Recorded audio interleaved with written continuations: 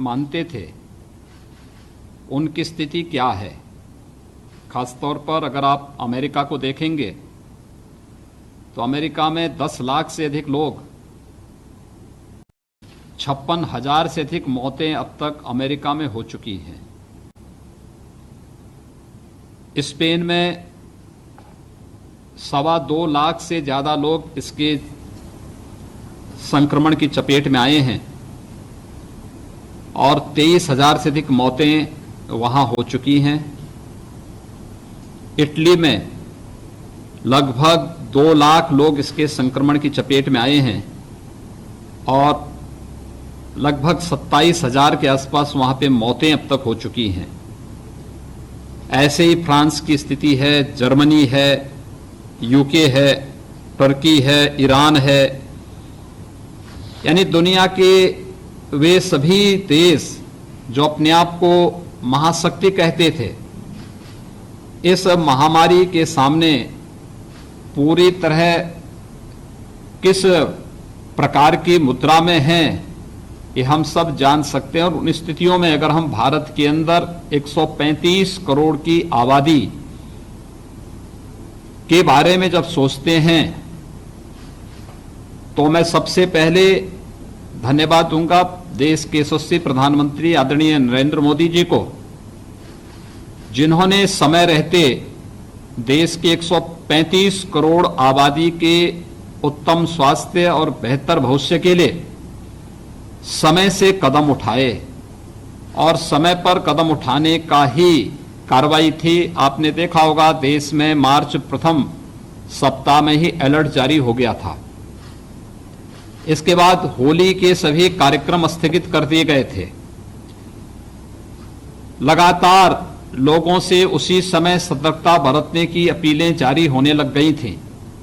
और अंततः 22 मार्च को जनता कर्फ्यू और फिर 25 मार्च से लगातार देश के अंदर लॉकडाउन की कार्रवाई ये आप सबके सामने है और इसके कारण देश के अंदर काफी बड़ी मात्रा में कोरोना के संक्रमण को फैलने से बचाने में मदद मिली है। हम सबको इस कार्रवाई के साथ देखना चाहिए कि समय से उठाए गए कदम का परिणाम है कि भारत उस संक्रमण से आने से बचा है जिसकी चपेट में दुनिया के तमाम बड़े देश आज हैं और जहां पे भारी पैमाने पर मौतें हुई हैं या हो रही हैं।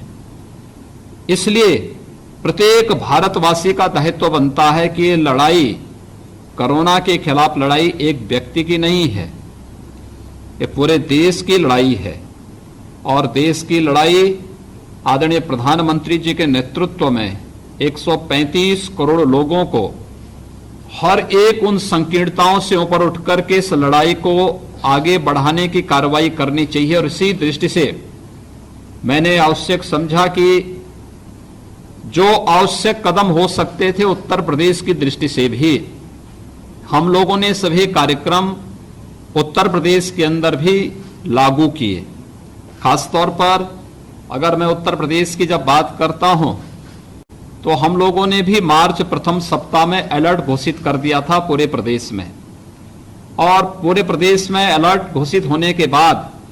हम लोगों ने होली मिलन के सभी कार्यक्रम स्थगित कर दिए थे, चाहे वह लखनऊ में आयोजित होने वाले किसी भी प्रकार के शासकीय समारोह हों या होली मिलन के कार्यक्रम हों या फिर गोरखपुर के या अन्य कार्यक्रमों में मुझे होली मिलन से जुड़े हुए या होलिका उत्सव से जुड़े हुए जिन कार्यक्रमों में सहभागी बनना पड़ता था, इस बार व्यापक जनहित में उन सभी कार्यक्रमों से मैंने अपने आप को अलग किया, जनता से अपील की और उसका परिणाम आज देखने को मिल रहा है। जब देश के अंदर बहुत सारे राज्यों में संक्रमण तेज फैला है, लेकिन उत्तर प्रदेश जो देश की सबसे बड़ी आबादी का प्रदेश है, यहाँ की 23 करोड़ जनता को काफी बड़े पैमाने पर संक्रमण से हम लोगों ने बचाने में सफलता प्राप्त की। लेकिन हमारे सामने चैलेंज बना हुआ था क्योंकि 25 से लॉकडाउन प्रारंभ हुआ। हमारे यहाँ 22 को जनता कर्फ्यू के साथ ही हम लोगों ने 16 जनपदों में 22 के बाद 23 मार्च से ही लॉकडाउन की कार्रवाई प्रारंभ कर दी थी और वे जनपद अभी भी लगातार लॉकडाउन के साथ जुड़े हुए हैं। और मैं मानता हूं तात्कालिक परेशानी लोगों को है, लेकिन हमें एक बेहतर और उत्तम स्वास्थ्य के लिए और एक बेहतर भविष्य के लिए हमारे लिए आवश्यक है कि आज की इस परेशानी को हम तात्कालिक दृष्टि से स्वीकारें और इसमें शासन प्रशासन के साथ सहभागी बनकर के इसमें अपना योगदान दें। और इसी कार्यक्रम को आगे बढ़ाने के लिए मेरे सामने जो सबसे बड़ा चैलेंज था कि लॉकडाउन की कार्रवाई प्रारंभ होने के तीसरे दिन ही बड़े पैमाने पर दिल्ली, हरियाणा और अन्य राज्यों से उत्तर प्रदेश के प्रवासी जो कामगार और श्रमिक थे, इनका वहां से पैदल ही चलना हो गया और वे पैदल ही जब उत्तर प्रदेश की ओर अपना रुख किए तो इन्हें इनके घरों तक पहुंचाने की कार्रवाई और सुरक्षित उनके गंतव्य तक पहुंचाने, उन्हें वहां पर इंस्टीट्यूशनल क्वारंटाइन में रखना और फिर उस क्वारंटाइन के माध्यम से उन्हें वहां पर सभी आवश्यक सुविधाएं उपलब्ध कराने की कार्रवाई करना, ये सभी कार्य हम लोगों को वहां पर करने थे। और पहले ही चरण में जो एक सबसे बड़ी परीक्षा हमारी थी कि लगभग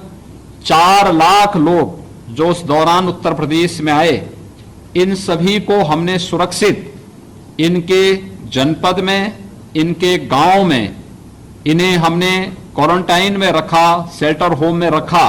वहां पर इनके लिए सुरक्षित आवास की व्यवस्था, भोजन आदि की व्यवस्था, दवा आदि की व्यवस्था की। और उसमें मुझे प्रसन्नता है कि लगभग 1.5 महीने के दौरान उत्तर प्रदेश में लगभग 6 लाख से अधिक ऐसे कामगार और श्रमिक आए जिन्हें हम सुरक्षित आज होम क्वारंटाइन में उनके घर में भेजे हैं और ये सभी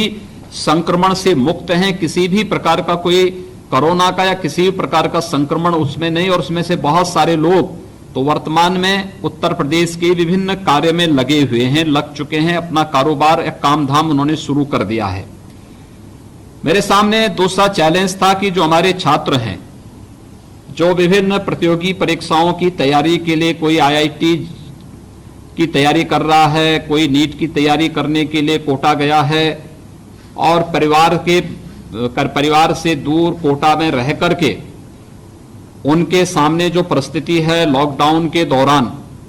ऐसे 11,500 से अधिक अपने उन युवा साथियों को सुरक्षित इस माहौल में उनके घरों तक पहुंचाने की कार्रवाई करना एक चैलेंज था, लॉकडाउन था। उस सब के बावजूद बहुत सारी जगह इसके बारे में विरोध भी था, लेकिन उन सभी को पहुंचाना था। इसके लिए फिर हम लोगों ने एक कार्य योजना बनाई और भारत सरकार के साथ संवाद स्थापित किया, राजस्थान सरकार के साथ संवाद स्थापित किया और फिर आप लोगों को सुरक्षित आपके घरों तक पहुंचाने की कार्रवाई प्रारंभ की। हरियाणा के अंदर रह रहे हमारे 11,000 से अधिक जो प्रवासी श्रमिक हैं, इन सभी को सुरक्षित वापस लाने की कार्रवाई ये हम लोगों ने आज प्रातः काल तक संपन्न किया है। अभी देश के अन्य भागों में भी जो भी उत्तर प्रदेश का वासी है उसे सुरक्षित लाने की कार्रवाई और उनके स्वास्थ्य परीक्षण की कार्रवाई भी युद्ध स्तर पर पूरे उस पर हम लोग यहां पर कर रहे हैं। हम लोगों ने प्रयास किया हर एक कार्य को अलग अलग प्रकार की टीम बनाने की कार्रवाई। इसमें मेरे मंत्रिमंडल के सहयोगी भी सहभागी बने, मेरे साथ नीति निर्धारण करने में उनका योगदान। जो नीतियां हम शासन स्तर पर बनाते थे, प्रशासनिक मशीनरी के द्वारा उसको प्रभावी क्रियान्वयन हो सके, इसके लिए भी हम लोगों ने अलग अलग टीमें बनाई। सभी लोगों को अलग अलग जिम्मेदारी दी गई। प्रतिदिन मैं स्वयं इसका रिव्यू करता हूं, उनके साथ संवाद बनाता हूं, उनके साथ बैठकें करता हूं, उस पर कार्रवाई करवाता हूं, उसको तेजी के साथ आगे बढ़ाता हूं। ये सभी कार्य इसी स्तर पर आगे बढ़ते हुए दिखाई दिए और आज उसी का परिणाम है कि उत्तर प्रदेश को हम लोग काफी हद तक अभी तक तो बचाने में सफल हैं। आगे भी आप सबका सहयोग हम इस मामले में चाहते हैं और इसलिए चाहते हैं क्योंकि आपकी सुरक्षित वापसी एक सक्सेसफुल स्टोरी है हम लोगों के लिए, आपके परिवार के लिए, समाज के लिए कि कैसे व्यक्ति विपरीत परिस्थितियों में धैर्य अगर न खोएं और शासन प्रशासन के आवश्यक निर्देशों और गाइडलाइन का पालन करें तो सुरक्षित उसे वापस उसके गंतव्य तक पहुंचाने में मदद मिल सकती है। और मुझे लगता है कि आपके द्वारा इस समय जो शासन प्रशासन ने आपको आवश्यक निर्देश दिए हैं, अगर आप इसका पालन करते हैं तो मुझे लगता है कि ये हमारी एक बड़ी उपलब्धि होगी और 23 करोड़ जनता के लिए भी और देश की 135 करोड़ की आबादी के लिए भी ये हम लोगों का एक बेहतर पहल होगी। हम इस मामले में ये मान सकते हैं कि हमारा भी एक कंट्रीब्यूशन होगा कोरोना के संक्रमण को बचाने के लिए। जो मैंने आपसे कहा कि दुनिया के अंदर संक्रमण की स्थिति बहुत खतरनाक दौर में पहुंच चुकी है, भारत उससे बचा है और उत्तर प्रदेश उसमें और भी सुरक्षित अपने आप को अभी तक अनुभव कर रहा है। लेकिन आगे भी हमें सतर्क रहना होगा और उसी सतर्कता के लिए आज मैं आप सबसे बातचीत करने के लिए आया हूं कि मैं प्रत्यक्ष नहीं लेकिन इस हम लोग वीडियो जूम के माध्यम से आपके साथ एक संवाद बना सकें, इसके लिए आज मैं स्वयं भी यहां पर आपसे संवाद बनाने के लिए आया हूं कि वर्तमान में हमारे कुछ दायित्व हैं और उस दायित्व को ध्यान में रख करके देखिए, प्रधानमंत्री जी ने एक बात कही कि जान है तो जहान है।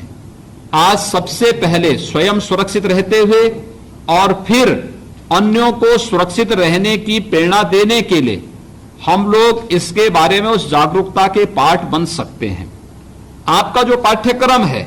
इस पाठ्यक्रम की दृष्टि से आप घर में बैठ करके इस पाठ्यक्रम को पूरा कर सकते हैं। हम लोगों ने ऑनलाइन पाठ्यक्रम की व्यवस्था को भी आगे बढ़ाने का कार्य किया है और आगे भी हम आपके बारे में सोच रहे हैं कि एक विस्तृत कार्य योजना इसके बारे में भी बनाई जाए कि उत्तर प्रदेश का हमारा युवा, उत्तर प्रदेश का हमारा छात्र अपनी प्रतियोगी परीक्षाओं को उत्तर प्रदेश के अंदर ही पूरा कर सकें। इस दृष्टि से अलग अलग जनपदों में कैसी कार्य योजना बननी चाहिए, इसके लिए भी यहां पर अलग अलग स्तर पर कार्य योजनाएं बनाई जा रही हैं, उसको बढ़ाया जा रहा है। हमने कल और आज में प्रयागराज में हमारे बहुत बड़ी संख्या में छात्र थे, लगभग 10,000 से अधिक छात्र थे जो उत्तर प्रदेश के अलग अलग जनपदों से जुड़े हुए थे। उन सभी लोगों को भी हम लोगों ने, वे भी पिछले कई महीनों से प्रयागराज में थे, उन्हें भी सुरक्षित उनके घरों तक पहुंचाने के लिए हम लोगों ने कार्रवाई की और आज सुरक्षित उनके घरों तक पहुंचाने की कार्रवाई हो रही। वे सभी भी किसी न किसी प्रतियोगी परीक्षाओं के लिए प्रयागराज में रह करके तैयारियां करते हैं, लेकिन उनकी भी सामने भी परेशानी थी और ये प्रश्न उठता था कि वे कोटा से आपने छात्रों को भेजा है तो प्रयागराज के छात्रों को भी भेजा जाना चाहिए। तो मैंने इसी पर कार्रवाई प्रारंभ की, उन्हें भी सुरक्षित स्वास्थ्य परीक्षण करने के बाद उन्हें उनके गंतव्य तक पहुंचाने की कार्रवाई हम लोगों की कल से प्रारंभ हो चुकी है और मेरा अनुमान है कि कल तक हम ये कार्य भी पूरा कर चुके होंगे। ये एक कार्रवाई शासन स्तर पर निरंतर की जा रही है, लेकिन ये केवल एक सरकारी कार्रवाई मात्र नहीं है। हम सब का भी दायित्व बनता है कि आपदा के समय में हम भी एक कोरोना वॉरियर बन करके और इस लड़ाई का एक हिस्सा बने और उसमें सबसे पहली बात तो हम स्वयं सुरक्षित रहें, अपने परिवार के सभी सदस्यों को सुरक्षित रखें और फिर आज के समय में सोशल मीडिया एक बहुत बड़ा हथियार बन चुका है। इस प्लेटफॉर्म का उपयोग करते हुए लोगों से अपील कर सकते हैं। एक तो मैं आप सबसे कहूंगा कि कोरोना के संक्रमण से बचने के लिए भारत सरकार ने आरोग्य सेतु बनाया है।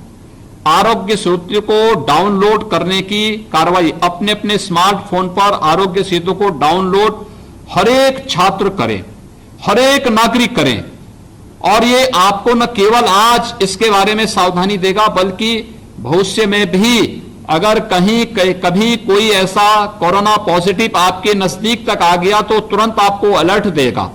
इसलिए इसके बारे में एक सतर्कता हम स्वयं भी बरत लें कि आरोग्य सेतु को हर एक स्मार्टफोन पर, हर एक छात्र के पास, हर एक परिवार के पास, हर एक नागरिक के पास हम इसको डाउनलोड करने की कार्रवाई कर लें। दूसरा, इस बात को ध्यान में दें कि जब हम परिवार में भी रहें तो सोशल डिस्टेंसिंग का पालन करें। और मैं कहूंगा कि कोटा से आए हुए जितने भी हमारे युवा साथी हैं ये कम से कम प्रयास करें कि कोटा से जब ये आए हैं तो उसके बाद 14 दिनों तक अलग एकांत में अलग रह सकें, जैसे आप होम क्वारंटाइन कह सकते हैं, तो अच्छा होगा उनके स्वास्थ्य के लिए भी, उनके परिवार के स्वास्थ्य के लिए भी। अभी मिले जुले बहुत कम लोगों से, और 14 दिनों तक इन चीजों को एक बार ध्यान दें। अगर कहीं कोई दिक्कत होती है तो आप सीएम हेल्पलाइन पे 1076 पर आप फोन कर सकते हैं, या 1070 पर आप कॉल कर सकते हैं कि मुझे ये परेशानी हो रही है, या लोकल एडमिनिस्ट्रेशन को भी आप अवगत करा सकते हैं कि मुझे ये परेशानी है, मेरे पर इस प्रकार के कोई सिम्टम दिखाई दे रहे हैं, मैं इसमें जांच कराना चाहता हूं। तत्काल उसमें आपको आवश्यक सहायता प्राप्त होगी। लेकिन ये सतर्कता पहले हमें, अगर हम परिवार के सदस्यों से मिलते भी हैं, सामने आमने सामने बातचीत करने के लिए बैठना पड़ता है परिवार में, तो प्रयास होना चाहिए कि एक सोशल डिस्टेंसिंग बनी रहे, जिसके लिए प्रधानमंत्री जी ने कहा 2 गज की दूरी, कम से कम 1.5 से 2 मीटर की दूरी पर लोग बैठे, इतनी दूरी बनी रहे। इसके अलावा प्रयास करें कि हम मास्क का इस्तेमाल करें। अगर आप बातचीत परस्पर घर में बातचीत भी कर रहे हैं, मास्क का इस्तेमाल उस समय आप करेंगे। अगर अकेले बैठे हैं तब मास्क लगाना बहुत आवश्यक नहीं, लेकिन अगर आप घर में परिवार के किसी सदस्य से बातचीत कर रहे हैं तो मास्क का इस्तेमाल करें। या परिवार का कोई सदस्य घर के बाहर निकलता है और किसी सामान को खरीदने के लिए, सब्जी के लिए, दूध के लिए, खाद्यान्न के लिए, किसी आवश्यक सामग्री की खरीद फरोख्त के लिए बाहर निकलता है, तो उस दौरान मास्क का इस्तेमाल अवश्य करें। मास्क हो या फिर कोई फेस कवर हो, गमछा भी हो सकता है, कोई तौलिया साफ सुथरा हो, उसको भी मुंह पर लपेट करके, आप साफा आदि को भी लपेट करके, गमछा आदि को भी मुंह पे लपेट करके बाहर निकलें, क्योंकि ये आपकी सुरक्षा और संक्रमण से बचाने के लिए बहुत बड़ा कार्य हो सकता है। हम एक बारे में जरूर लोगों से कहें कि जगह जगह थूकने की जो आदत है, ये सब बंद होनी चाहिए। गलत आदतें हैं और ये बंद होनी चाहिए। हमने पान, गुटखा या फिर पान मसाला, इस प्रकार की जो भी चीजें थी, इसको पहले ही प्रतिबंधित किया है, लेकिन हमें अपने सामान्य जीवन में लोगों को इसके बारे में बताना चाहिए कि इस संक्रमण को फैलाएगा। इसलिए संक्रमण से बचने के लिए आवश्यक है कि हम इसके प्रति को सावधानियां बरतें, और इस सावधानी को अगर हम बरतते हैं तो मुझे लगता है कि कोरोना के खिलाफ देश की लड़ाई में एक कोरोना योद्धा के रूप में हम सबकी भी अपनी एक भूमिका होगी। उस भूमिका को उस रूप में हम सबको प्रस्तुत करना है, और इसलिए मैं आज आप सभी युवा साथियों के साथ में आज इस संवाद को यहां पर बना रहा हूं। मुझे विश्वास है कि आप सभी मिलकर के देश की इस लड़ाई को, क्योंकि भारत ने कोरोना में पर जिस प्रभावी ढंग से नियंत्रण प्राप्त करने में अब तक सफलता प्राप्त की है, आगे की डगर और कठिन है, चुनौतीपूर्ण है, लेकिन हमारे पास जिस प्रकार का यशस्वी नेतृत्व है, हम लोग अवश्य कोरोना पर विजय प्राप्त करेंगे। हमें इस बारे में ध्यान रखना होगा कि इसमें कोई गलतफहमी और कहीं भी अति आत्मविश्वास से कोई व्यक्ति न रहे, क्योंकि यह संक्रमण किसी को भी अपनी चपेट में ले सकता है। जिसने थोड़ी भी असावधानी बरती, थोड़ी भी लापरवाही बरती, वह इसकी चपेट में आ सकता है। इसलिए कहीं भी किसी को भी आप लोग इसमें लापरवाही बरतने की छूट नहीं होनी चाहिए। मैं इसलिए आप सभी जो भी हमारे उत्तर प्रदेश के युवा हैं, जो इस संक्रमण के इस काल में, महामारी से लड़ने की इस लड़ाई में आज स्वयं एक सिटी से निकल करके अपने स्वयं के घर तक सुरक्षित पहुंचे हैं, मैं आप सबसे इसी बारे में कहूंगा कि हम सब मिलकर के एक कोरोना योद्धा के रूप में अपने घर में बैठ करके ही प्रशासन और शासन के आदेशों को फॉलो करें, उसका पालन करें, अन्य लोगों को इसके लिए प्रेरित करें, अपने परिवार के सदस्यों को भी इसके बारे में अवगत कराएं कि किस प्रकार की खराब स्थिति कोरोना के कारण पैदा हो रही है। और मुझे लगता है कि आप सबके सहयोग से सरकार, प्रदेश की सरकार हो, केंद्र की सरकार हो, ये सब मिलकर के इस लड़ाई को, देश की 135 करोड़ की लड़ाई को आगे बढ़ा करके भारत को विजयी मुद्रा की ओर आगे बढ़ाने में हमें सफलता प्राप्त होगी। मुझे पूरा विश्वास है कि अब तक सुरक्षित भारत और सुरक्षित उत्तर प्रदेश के जिस पहल को हमने आगे बढ़ाया है, उसमें आप सभी जो 11,000 से अधिक हमारे यूथ हैं, जो अभी कोटा से वापस आए हैं, और कोटा में उन्होंने काफी वहां पर ऐसी परिस्थितियों का सामना किया था। हम लोग स्वयं भी इस बारे में वो करते थे कि वास्तव में इन सभी हमारे युवाओं के सामने एक कठिन दौर है, एक कठिन संकट है, लेकिन फिर भी धैर्य के साथ रह करके आपने शासन की इस कार्रवाई का समर्थन किया। आज उस धैर्य का परिणाम आपके सामने है कि आप सुरक्षित अपने घरों तक पहुंचे हैं। और मुझे लगता है कि आगे आने वाले समय में भी हम लोगों को धैर्य के साथ शासन की इन सभी कार्रवाई को देखना चाहिए। कभी भी विपत्ति में व्यक्ति का सबसे बड़ा साथी उसका धैर्य होता है। विपत्ति को देखें, अगर कोई विपत्ति की स्थिति आई है तो ये मान के चलिए कि उसका सही समय भी आ रहा है। कठिन दौर है तो इसका अच्छा समय भी आने वाला है। इसलिए इन परिस्थितियों के लिए हम लोगों को अपने आप को तैयार करना चाहिए, और उसी तैयारी के लिए आज आप सबका आह्वान करने के लिए मैं विशेष रूप से आज आप सभी को कोरोना योद्धा के रूप में तैयार करने के लिए, आप सबका आह्वान करने के लिए विशेष रूप से आपके साथ मैं संवाद बनाया हूं। मैं एक बार फिर चाहूंगा कि आज जो स्थिति है दुनिया के अंदर, आप देख सकते हैं कि दुनिया के विकसित देशों की स्थिति क्या है और उन स्थितियों में हम लोग कहां हैं। अगर मैं यूरोप की बात करूं तो पश्चिमी यूरोप की कुल आबादी 19 करोड़ 60 लाख है, और वहां पर कोरोना के जो पीड़ित हैं उनकी संख्या है 11 लाख, और उनमें से मौत हुई है लगभग 1 लाख से अधिक लोगों की मौत अब तक हो चुकी है। ये पश्चिमी यूरोप की बात कर रहा हूं मैं, जो अपने को बहुत विकसित मानते हैं। उत्तर प्रदेश की आबादी अगर आप देखेंगे तो उत्तर प्रदेश की आबादी है 23 करोड़, और 23 करोड़ में अभी तक हमारे यहां जो संक्रमण की स्थिति है वह है कुल 1900, और मौतें हुई हैं कुल 31। यानी यूरोप की तुलना में हम लोगों ने काफी हद तक इसको नियंत्रित किया है। ऐसे ही अगर अमेरिका और भारत की तुलना आप करें, भारत की आबादी है 135 करोड़, और 135 करोड़ की आबादी में हमारे देश में कुल कोरोना संक्रमित हैं 29,000, और अगर आप देखेंगे तो मौत हुई है कुल 900। अगर अमेरिका में आप देखेंगे तो अमेरिका की कुल आबादी है 33 करोड़,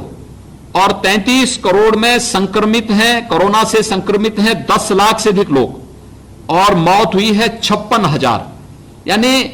बहुत बड़ा अंतर है। और ये कोरोना वायरस के संक्रमण से बचने का जो अब तक मंत्र प्रधानमंत्री जी ने हमें दिया है, वो सचमुच 2 ही इसके मंत्र हैं। एक, लॉकडाउन को सफलतापूर्वक लागू करना, इससे हमें तात्कालिक समस्याएं हो सकती हैं, लेकिन यह हमारे उत्तम स्वास्थ्य और बेहतर भविष्य के लिए आवश्यक है। और दूसरा, सोशल डिस्टेंसिंग, हम थोड़ी दूरी करके बैठेंगे, एक प्रकार से फिजिकल डिस्टेंसिंग जिसे आप कह सकते हैं, ये दूरी बनाना।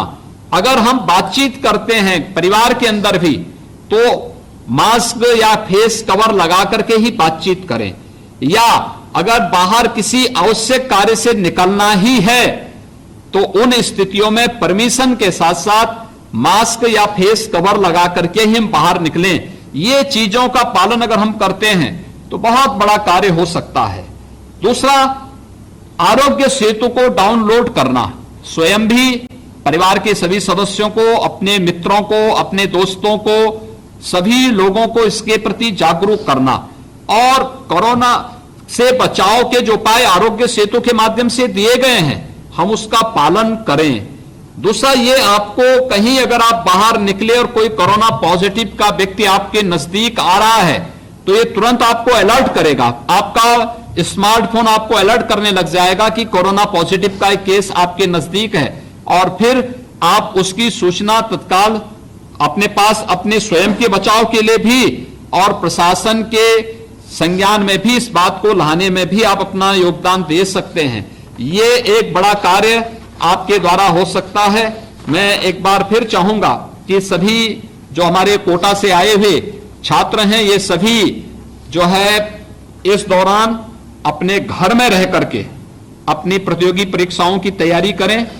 बहुत सफलतापूर्वक इस कार्यक्रम को हम वहां पर अपने घरों में रह करके अपने इस प्रतियोगी परीक्षाओं की तैयारी के कार्यक्रम को आगे बढ़ाएं, इसको देखें। साथ साथ सोशल मीडिया के प्लेटफॉर्म में अगर आप हैं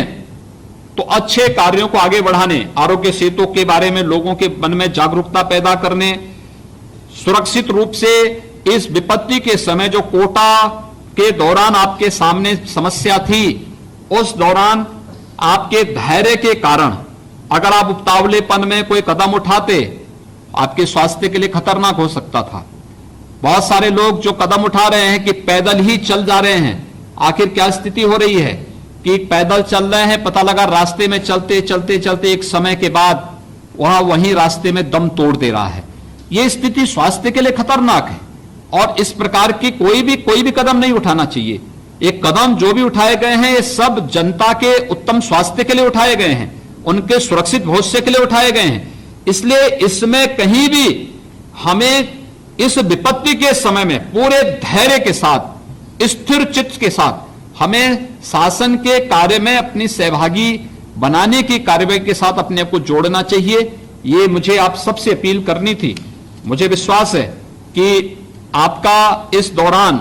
जो लॉकडाउन के दौरान जो ये कार्रवाई हमारी चली है, याद रखना कोरोना के खिलाफ लड़ाई एक दिन की लड़ाई नहीं है और ये केवल लॉकडाउन तक ही 3 मई तक ही सीमित नहीं रहेगी। हमें इसका पालन आगे भी करना होगा। जब तक कोरोना के खिलाफ कोई एक ठोस उपचार का कोई की स्टेज पर देश और दुनिया नहीं पहुंचता है, क्योंकि संक्रमण है, एक दूसरे के संपर्क में आने से फैलता है।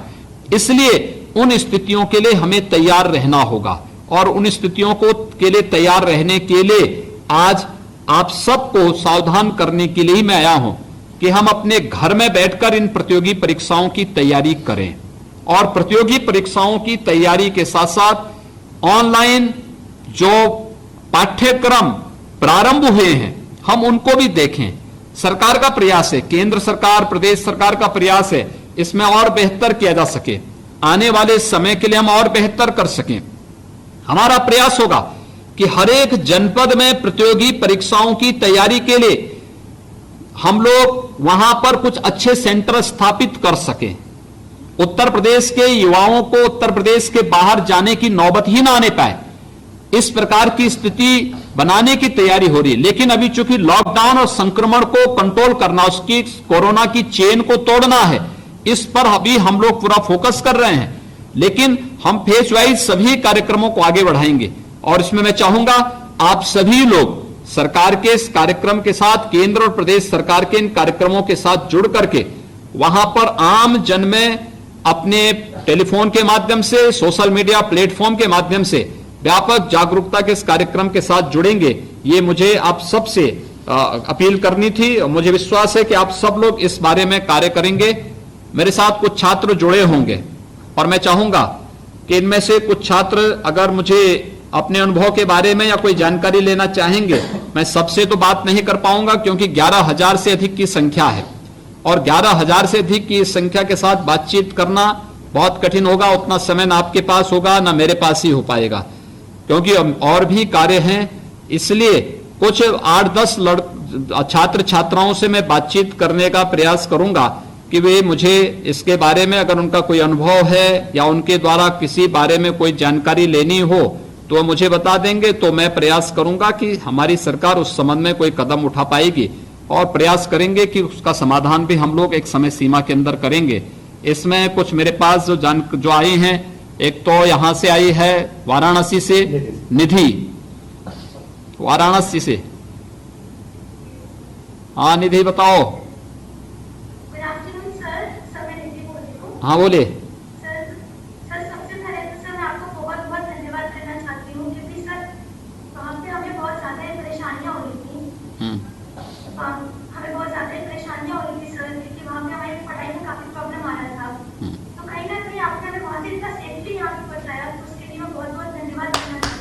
सर मेरा सवाल ये है हम्म। कि जैसे कि आज हम देखते हैं कि आज से हाँ बताएं, आज भी सर कई लोग बोलिए बोलिए। हाँ तो सर मेरा सवाल ये है कि जैसे हम आज देख रहे हैं कि आज भी कई लोग ऐसे बड़ी महामारी होने के साथ भी वो इतने सारे ऐसे सिली मिस्टेक्स कर रहे हैं। तो मैं एज मेडिकल एस्पायरेंट और एज सिटीजन ऑफ इंडिया हम इस महामारी से क्या सीखनी चाहिए, क्योंकि भविष्य में जब ये महामारी खत्म होगी तब भी हमें अपने रोजमर्रा लाइफ में कुछ ना कुछ चीजें सीखनी होंगी इससे, कुछ ना कुछ चीजें समझना होगा ताकि हम अपने आगे भी इससे बच सकें या हमेशा अपनी जिंदगी में कोई एक ऐसे स्टेप अपनाएं कि हम हमेशा सेफ रहें। तो ऐसे कौन से स्टेप में कि हम भी भविष्य में भी एक वॉरियर बन सके, जैसे हम आज भी वॉरियर हैं लेकिन आने वाले भविष्य में भी हम हमेशा एक वॉरियर ऐसे रहें कि कभी हमें इस महामारी का सामना दोबारा करना ही नहीं। देखिए आपने बहुत अच्छी बात कही है, और देखिए आप सबकी सुरक्षा हम सबका हमारा दायित्व है, और इसलिए हम लोगों ने ये कदम उठाया। मैं मानता था कि हमारे इस कदम से और कुछ बहुत सारे लोगों को थोड़ा उसमें आपत्तियां थी लोगों ने, लेकिन अपने प्रदेश के युवाओं के हित में, प्रतियोगी छात्रों के हित में हमें ये रिस्क लेना पड़ा। लेकिन जो बात आपने कही है, देखिए इसमें हम लोग इसी बात को कह रहे हैं कि आज ये कोरोना वायरस का जो संक्रमण है ये तात्कालिक रूप से भी समाप्त होने वाला नहीं, इसके चेन को हमें तोड़ना पड़ेगा। और इसके लिए अलग अलग स्तर पर सरकार के स्तर पर इस प्रकार के शोध को बढ़ावा देने की कार्रवाई हो रही है कि हम वैक्सीन बना लें, इसको रोक सकें। लेकिन उस सब के बावजूद भी हम इस बात को देखे हैं कि इम्यूनिटी सिस्टम जिसका अच्छा है, खासतौर पर भारत में इसका संक्रमण अभी कम भी इसलिए है, एक तो समय पे सरकार की कार्रवाई, दूसरा प्रकृति के साथ हमारे पूर्वजों ने जो तारतम्य स्थापित किया है, उस प्रकृति के साथ हमारे तारतम्य का भी एक प्रभाव है कि हम लोग प्रकृति के जितने नजदीक होंगे, प्रकृति संरक्षण के जितने समर्थक होंगे और प्रकृति को जितने अच्छे ढंग से हम लोग उसकी सेवा कर सकेंगे, उसकी सुरक्षा कर पाएंगे, उतना ही हम स्वयं को सुरक्षित करते हैं। और इसके लिए आवश्यक है कि हम लोगों ने पहले से ही इस बारे में, हमारे पूर्वजों ने भी इसके प्रति हमें हमेशा सचेत किया। उसके साथ ही हम लोग स्वयं की सुरक्षा के लिए भी आयुर्वेद ने बहुत सारे ऐसे बातें खान पान की बताई हैं जो हमारे इम्यूनिटी सिस्टम को बहुत मजबूत करता है और इस प्रकार के वायरस से लड़ने की एक ताकत हमें देता है। हमने देखा है, यानी अभी हमारे पास जितने संक्रमण के केसेज हैं 1900 से ज्यादा उत्तर प्रदेश में वर्तमान में हैं, और इसमें हमारे पास 70 से 75% केसेज ऐसे हैं जिसमें सिम्टम है ही नहीं, उन लोगों को पता ही नहीं है कि उन्हें कोरोना पॉजिटिव है, यद्यपि वो हमारे क्वारंटाइन सेंटर में है। हमने उन्हें कोविड हॉस्पिटल में उनको रखा हुआ है जिससे संक्रमण फैले ना, लेकिन हमारी जो टेस्टिंग की जो कार्रवाई थी उसके कारण वे चिन्हित हुए कि इन लोगों में कोरोना पॉजिटिव है, अगर ये फील्ड में कहीं घूमेंगे तो हो सकता है ये संक्रमण फैल सकता है। लेकिन इम्यूनिटी सिस्टम उनका इतना मजबूत है कि उनको पता ही नहीं है कि उनके पास भी कोरोना पॉजिटिव का संक्रमण उन तक पहुंच चुका है, और वे बहुत आसानी से ठीक भी हो जाएंगे, कहीं कोई समस्या उनके सामने नहीं है। दुनिया में जहां भी लोगों ने आधुनिक जीवन पद्धति को अपनाया है, वहां पर जैसे फास्ट फूड की जो व्यवस्था है जिसको हमेशा हानिकारक बताया गया है, ये आज उन लोगों के लिए खतरनाक साबित हो रहा है। और मुझे लगता है कि ये हमें वास्तव में भारतीय पद्धति की ओर आने के लिए भी एक अवसर देता है कि हम इसका पालन करें। लेकिन एक चैलेंज हमारे सामने है। अभी आप देखेंगे हम लोगों ने, मैंने आपको जो पहले भी बताया था कि 6 लाख लोगों को हम लोग पहले चरण में, फिर 11,000 से अधिक छात्र छात्राओं को कोटा से, 11 से 12,000 जो प्रवासी श्रमिक हरियाणा में थे उन लोगों को, आज 10 से 11,000 जो छात्र प्रतियोगी परीक्षाओं की तैयारी प्रयागराज में कर रहे थे, इनको सुरक्षित उनके घरों तक पहुंचाने की कार्रवाई हम लोग कर रहे हैं। लेकिन जो लोग प्रवासी कामगार और श्रमिक हैं, इनकी आजीविका के लिए कुछ हमें करना चाहिए, और इस पर कार्रवाई हमारी निरंतर चल रही है। और इसके लिए हम लोगों ने स्वयं भी अपने एक बहुत सीनियर IAS अधिकारी की अध्यक्षता में एक कमेटी बना करके कि कैसे हम इन आने वाले सभी कामगारों के लिए, सभी प्रवासी श्रमिकों के लिए, इनको हम कैसे यहां पर इनके हाथों को कार्य दे सकें, इस पर सरकार कार्य कर रही है और मुझे प्रसन्नता है कि बहुत तेजी के साथ इस कार्य को भी हम लोगों ने लागू कर दिया है। किसी को हम अपने एमएसएमई जो हमारे छोटे छोटे उद्यम हैं उसमें हम इनको कहीं लगा रहे हैं, वहीं पर उनके काम धंधों को आगे बढ़ाने की कार्रवाई को कर रहे हैं। कहीं पर हम लोगों ने मनरेगा के कार्यों के साथ इनको जोड़ा है, कहीं पर महिला स्वयंसेवी समूह के माध्यम से मास्क बनाने का कार्य है, अचार बनाने का कार्य है, धूप और अगरबत्ती बनाने का कार्य है, इत्र बनाने का कार्य है। इन सभी कार्यों को आगे बढ़ाने, कहीं दुग्ध समितियों को पुनर्जीवित करते हुए उनके माध्यम से लोगों को उनकी आजीविका के साथ जोड़ने की कार्रवाई प्रारंभ की है। इसके साथ ही हम लोग एक बार इसकी चेन को तोड़ने में सफल होंगे तो चेन को टूटने के साथ ही हम लोग रेड जोन, ऑरेंज जोन और ग्रीन जोन के रूप में हम पूरे प्रदेश के अलग अलग क्षेत्रों को हम तय कर लेंगे और फिर रेड जोन को छोड़कर के शेष येलो जोन में किन लोगों को हम कितनी छूट देंगे, ग्रीन जोन में कितनी छूट देंगे, इस कार्य को हम आगे बढ़ाएंगे। आज हमारी पहली प्राथमिकता होनी चाहिए कि किसी भी प्रकार से ये संक्रमण कम्युनिटी संक्रमण न बनने पाए, सोसाइटी के बीच में न जाने पाए और लार्ज स्केल में सोसाइटी को अपनी चपेट में न लाने पाए। मुझे लगता है कि अगर हम लोग इसमें सफल हो गए तो बहुत बड़ी सफलता प्राप्त हो जाएगी और हम मानवता का बहुत बड़ा कल्याण का मार्ग प्रशस्त कर पाएंगे। आप सुरक्षित आए हैं घर में, अपने परिवार के सदस्यों के साथ में आप सुरक्षित हैं, अपनी प्रतियोगी परीक्षाओं की तैयारी करें, ये हमारी शुभकामनाएं हैं और विश्वास करूंगा कि आप अपने माता पिता के उन सभी सपनों को साकार करेंगे।